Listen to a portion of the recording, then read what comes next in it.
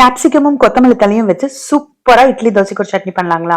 ரொம்ப ரொம்ப சிம்பிளான ரெசிபிங்க, டேஸ்டாவும் இருக்குங்க. இன்னைக்கு 3 பேருக்கு ஒரு நேரத்துக்கு சட்னி செய்யறதுக்கு ஒரு கேப்சிகமும் ஒரு கட்டு கொத்தமல்லி தலை, இலைகளை மட்டும் ஆஞ்சு எடுத்து வச்சிருக்காங்க. தண்டு அதிகமா வேண்டாம், கேப்சிகம் மட்டும் கட் பண்ணி வச்சுக்கலாம். ஒரு 2 கைப்பிடி அளவுக்கு கொத்தமல்லி தலை எடுத்திருக்கேன் இன்னைக்கு. ஒரு கடாயில ஒரு 2 ஸ்பூன் எண்ணெய் ஊத்திட்டு ஒரு 3 பல்லு பூண்டு, ஒரு 10 சின்ன வெங்காயம், கூடவே இந்த வெட்டி வச்சிருக்க கேப்சிகமும் சேர்த்து சிம்ல வச்சு கொஞ்சம் நல்லா வதக்கிக்கலாங்க. ரொம்ப நேரம் வதக்கணும்னு இல்ல, கொஞ்சம் லைட்டா கலர் மாறினாவே போதும். கேப்சிகம் வதங்கினதுக்கு அப்புறமா 1/2 ஸ்பூன் மிளகாய்த்தூள், 1/2 ஸ்பூன் கல்லுப்பு, ஒரு துண்டு புளி அதுவும் சேர்த்துட்டு ஒரே ஒரு நிமிஷம் வதக்கி விட்டுக்கலாம். இதுக்கப்புறமா நம்ம கழுவிட்டு தண்ணி வடிச்சு வச்சிருக்க கொத்தமல்லி தலையை சேர்த்துக்கலாம். சேர்த்துட்டு ஒரே ஒரு நிமிஷம் வதக்கி விட்டுக்கலாம். ரொம்ப நேரம் வதக்கணும்னு அவசியம் இல்லை. கொத்தமல்லி இலைகள் நல்லா சுருண்டு வந்துருச்சுனாவே போதும், அடுப்பு ஆஃப் பண்ணிடலாம்.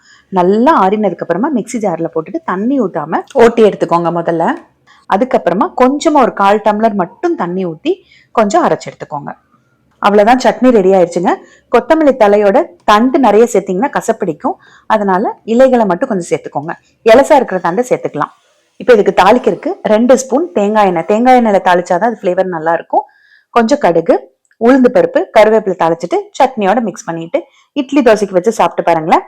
டிஃப்ரெண்டான டேஸ்ட்ல சூப்பரா இருக்கும். கொத்தமல்லி சட்னி இப்படி கூட ஒரு தடவை கேப்சிகம் சேர்த்து செஞ்சு பார்த்துட்டு எப்படி இருந்ததுன்னு எனக்கு கமெண்ட்ல சொல்லுங்க.